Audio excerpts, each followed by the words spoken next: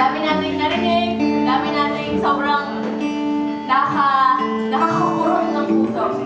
Pero, I have a story. Si God, habang nag-walk siya dun sa heaven, naglalakad siya eh. So, na-imagine niyo naman naglalakad si God. Nakita niyo yung mundo. Yung mundo, ang ganda-ganda ng create niya, di ba? Blue, tsaka green, tsaka may white. Pero nakita niyo yung mundo, nababalutan niyo ng black. Sabi niya, napakamakasalanan ng mga tao na nasa mundo na ginawa niya.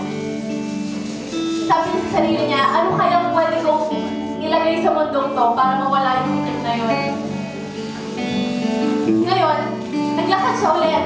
Naglakad siya. Nung naglakad siya, nakita siya sa kanan niya ng maraming ginto. Sobrang daming ginto. Sabi niya, eto kaya, malilinis kaya dito yung kasalanan ng buong mundo to? Sabi niya, hindi malilinis. Alam niyo kung bakit? Kasi pag binigyan ko yung mga tao ng ganito, magiging greedy lang sila. Magiging makasarili lang sila. Kasi may sarili silang bagay. Ngayon, naglakad siya ulit. Nakita siya ng diamonds, ng lahat ng pinakamagandang gem. Sabi ng Lord, eto kaya malilinis kaya nito yung kasalanan ng mga tao. Pero sabi niya, hindi pa rin. Kasi pag nagkaroon nito yung mga tao, mayaman na sila. Hindi na nila ako tatawagin. Hindi na nila ako hahanapin.